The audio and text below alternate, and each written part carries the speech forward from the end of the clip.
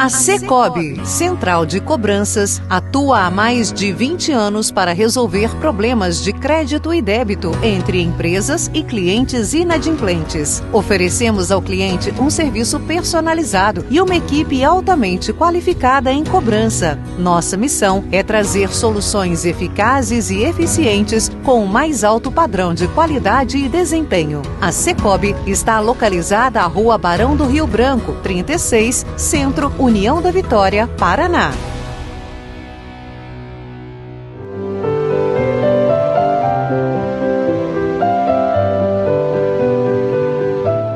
Olá, sejam bem-vindos à televisão, mais especificamente à TV 1000, afiliada à TV Cultura, e mais especificamente ainda ao programa Nuances na Melodia, um espaço para percorrermos o caminho das artes musicais em Porto União da Vitória.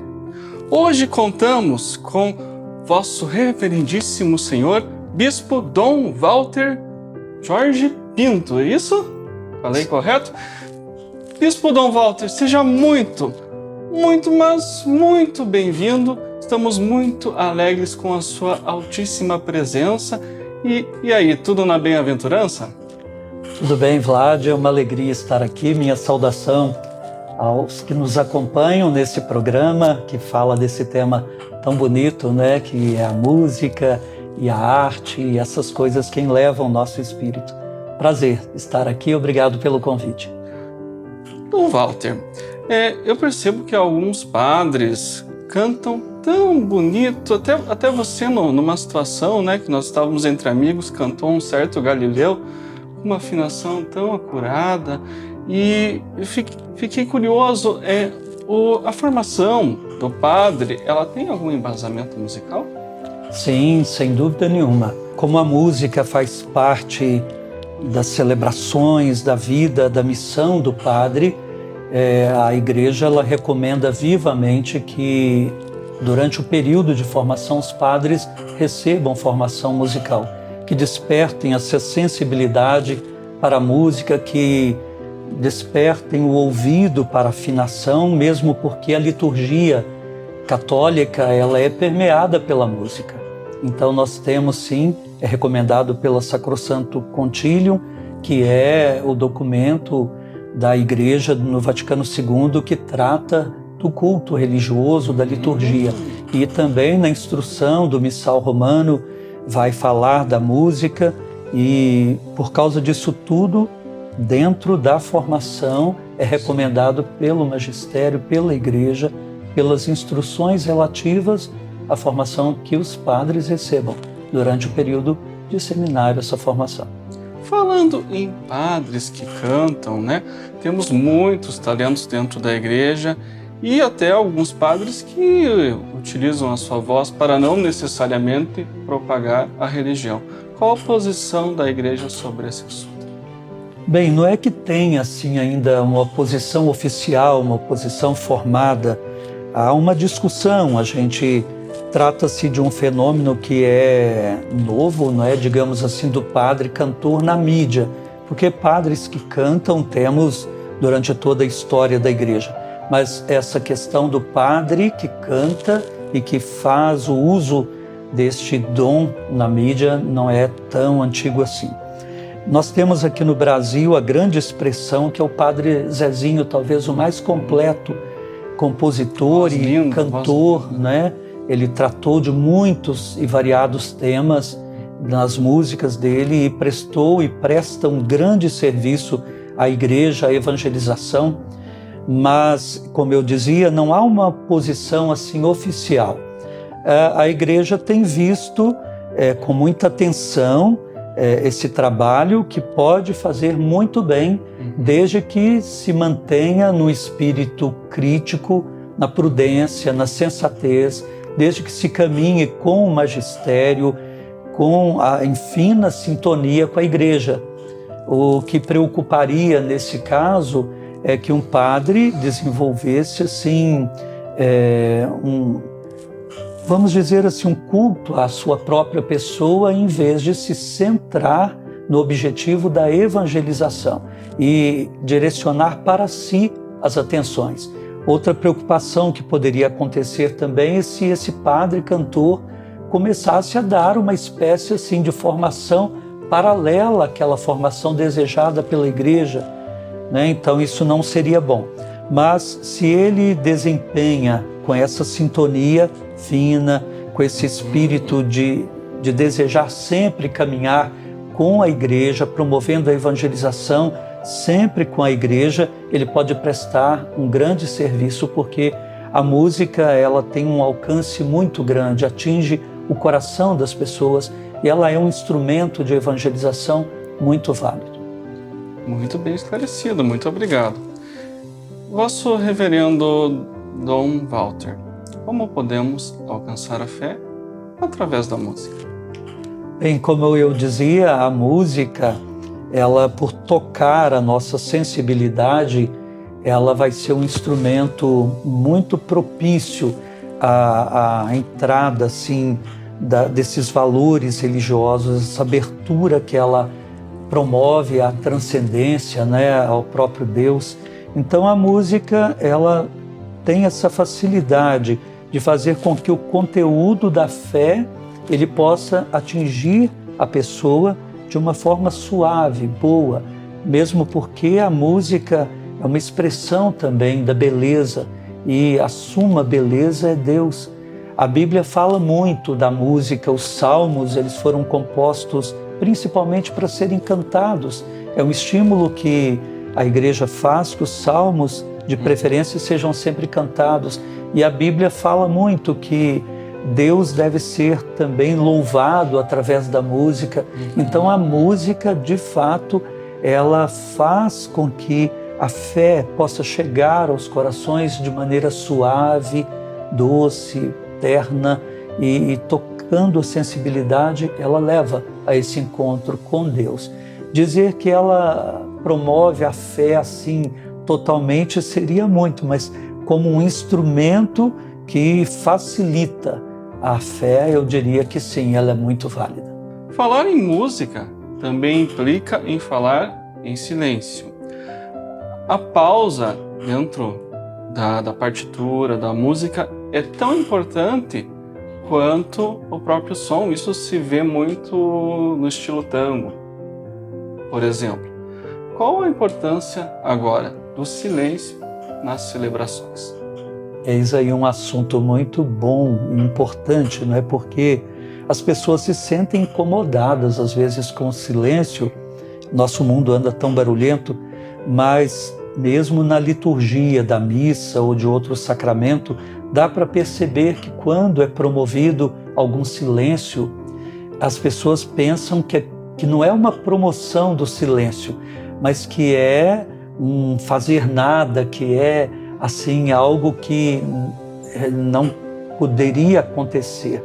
Mas o silêncio ele é recomendado para o culto religioso, porque como você disse, o silêncio para a música é importante, mas ele é também importante para o encontro com Deus. Então a liturgia prevê várias vezes que haja o silêncio durante a celebração. Por exemplo, no ato penitencial, que é o momento do encontro com a misericórdia de Deus, onde eu, percebendo o meu pecado, a minha condição ainda de fraqueza diante desse convite que Deus nos faz à santidade, a ser bom, eu percebo que eu não correspondo e ali é importante que haja silêncio para que eu me encontre diante daquele que é o sumo bem, a santidade de Deus. Isso vai me ajudar também, a introspecção, não é? Outros momentos também, após as orações, após a leitura, as pessoas se apressam tanto. Seria tão importante uma pequena pausa para aquela palavra cair no coração, para a gente ruminar um pouco aquela palavra. Quando mesmo o bispo, o padre fala, oremos, é um convite à oração. Não é para que ele já faça imediatamente, mas a pessoa mesmo poderia agora, no silêncio, também fazer a sua oração silenciosa, colocar a sua intenção e assim por diante, durante o ofertório, pensar, né, no que vai ofertar a Deus junto com o pão e o vinho. Então é muito importante o silêncio. ele é recomendado vivamente pela Instrução Geral do Missal Romano, pela Sacrosanto Concilium, que, como eu disse, é o documento do Vaticano II que fala das normas litúrgicas, né, que dispõe sobre a liturgia.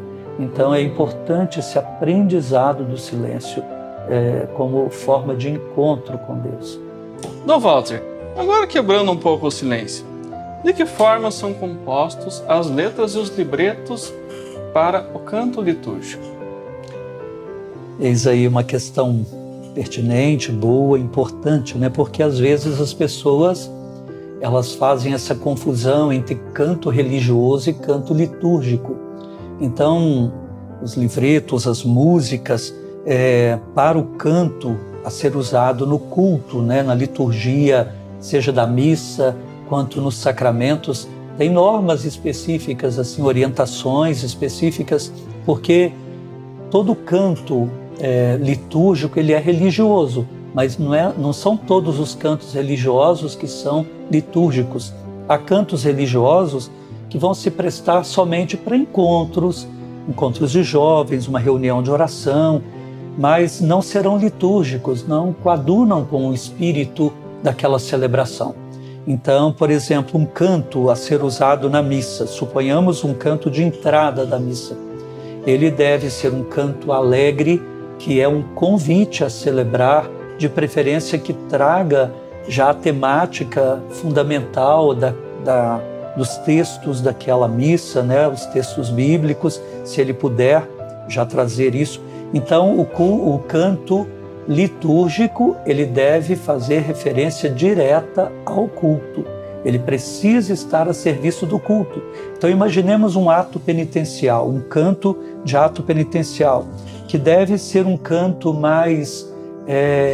a pessoa deve voltar-se para si mesma, fazer esse encontro consigo, com Deus. Portanto, um canto mais comedido, que leve a essa reflexão. Imagine se ele for um canto alegre, que estimule as palmas, ele não se presta muito para esse momento.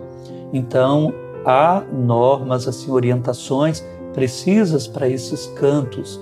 Eles são compostos dentro deste espírito, dessas orientações para cada canto, em cada parte da missa.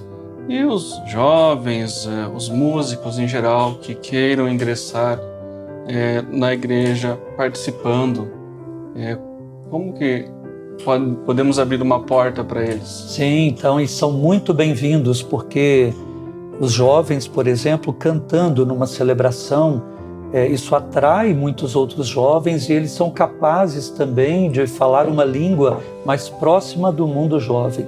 E até jovens compositores podem compor músicas litúrgicas mais dentro dos ritmos mais jovens, né, que alcancem a juventude de hoje. Mas seria muito importante que eles então conhecessem a liturgia, que fizessem cursos de liturgia. Não precisam ser cursos assim tão aprofundados, por exemplo, o canto na liturgia, um curso de canto na liturgia, já seria muito oportuno, não é? Então, saber a hora de cantar, como cantar e, sobretudo, que tipo de letra e que tipo de melodia convém para cada parte da missa. O canto do Glória, por exemplo, não é? Quando se canta fora daquela oração do Glória, é um desserviço que se presta àquele momento da missa, porque aquilo é muito específico, faz parte de toda uma tradição e de um conteúdo que está dentro do espírito litúrgico. Tirando aquilo, substituindo por um outro canto, ficaria totalmente quebrada a sequência, né, do que se propõe ali para a missa e que tem uma finalidade espiritual importante. Meu amigo Dom Walter, agora eu vou sair um pouquinho do tema da música. E como você veio para cá recentemente, acho que convém tocarmos nesse assunto. Você poderia comentar conosco como foi a sua vinda para Moema da Vitória? Bem, eu fui eleito bispo em dezembro de 2018, embora fosse assumir somente em abril, mas a gente é eleito antes e tem até 3 meses. Em janeiro foi a minha nomeação, saiu oficialmente. Estava na cidade de Barbacena, sou mineiro, da cidade de Ubá, mas da Arquidiocese de Mariana, que é uma igreja com uma tradição, inclusive musical, muito bonita. O barroco mineiro, Ouro Preto, Mariana, fala muito, né, assim, com expressões muito bonitas, musicais e de arte, sobretudo. E recebi essa notícia, então, não sabia onde ficava a União da Vitória no primeiro momento, tive que me localizar e então vi que ficava no Paraná, que para mim foi uma grande surpresa. Eu não conhecia o Paraná, quando muito tinha ido ao Rio Grande do Sul, a Gramado, Canela, Bento Gonçalves, era tudo que eu conhecia do Sul. Sempre soube assim, da boa fama que gozava o Paraná, né, de um estado muito desenvolvido e de agricultura muito desenvolvida. Eu sou engenheiro agrônomo também, então achei isso bem interessante, né? Eu viria para um lugar onde a agricultura é muito forte. E vim aqui conhecer, e foi uma surpresa muito bonita de ver como eu vinha para uma região bonita, de uma natureza muito bonita. Eu achei aqui a região do Iguaçu muito bonita, o verde ainda muito presente, mas fiquei profundamente admirado com as tradições ligadas às etnias daqui. Não sabia que havia no Brasil tantos poloneses, ucranianos, sabia do Paraná muito assim sobre os alemães, também italianos, mas que surpresa foi me deparar com poloneses, ucranianos e outros mais. Uma surpresa agradável, tenho gostado muito, é uma riqueza muito grande aqui. O estilo de igreja é muito diferente, é a mesma igreja, obviamente, a mesma fé, mas o jeito de expressar, eu estou aprendendo ainda a receber isso e a conviver com isso de modo mais harmônico. A expressão mineira é outra, o estilo é outro. Aqui eu preciso ainda me adequar cada vez mais, mas digo que já foi muito grande esse trabalho de adequação e tenho aprendido a amar muito a igreja e o povo daqui. Tem sido, para mim, uma experiência muito bonita e feliz. E para nós também, Dom Walter, tem sido um presente. Eu que sou um católico praticante, era amigo do nosso querido Silvano. Sim. E sou um fã assíduo da literatura do Ratzinger, adoro acompanhar, que era músico também, o Ratzinger, né? E estamos muito honrados com a sua presença, que você vem aqui pregar um pouco da escola de Jesus Ben Yosef, e que esse espaço sirva também como um meio de trazer a palavra da virtude cristã. Então, muito obrigado. Eu vou fazer para você uma última pergunta, que é uma pergunta que eu faço para todos os convidados. Vosso reverendíssimo senhor Dom Walter Jorge Pinto, o que é a arte? Essa é uma pergunta desafiadora diante de alguém formado em música, não é? Bem, não vou responder na linha filosófica, vou responder mais do ponto de vista estético, né? Porque eu penso que vai, para mim, me ajudar assim nessa reflexão. Eu penso que a arte é essa capacidade de expressar de modo criativo as habilidades que Deus foi colocando no coração da gente. A arte também é uma forma de encontrar Deus, uma possibilidade muito bonita. Deus é, mais uma vez, eu digo, o sumo belo, e a arte nos faz chegar a Deus de forma mais bonita, né? De forma mais poética. Muita coisa que não é possível expressar por palavras, é possível expressar pela arte. Então, um meio muito bonito e adequado de se chegar a Deus, para mim, é a arte. Como a gente conversava aqui antes de começar o programa, o mundo precisa muito assim rever conceitos sobre o belo, sobre o bom, sobre o que é verdadeiro, sobre tudo que nos conduz àquilo que é, a gente acredita que é Deus, né? A expressão dessas coisas, sem dúvida, a arte é um caminho muito privilegiado para isso. Quero agradecer esse convite que me foi feito de estar aqui, uma oportunidade. Muito obrigado. Muito obrigado. E fico muito obrigado. Muito feliz de poder estar aqui e partilhar essas coisas com você e com os que nos acompanham.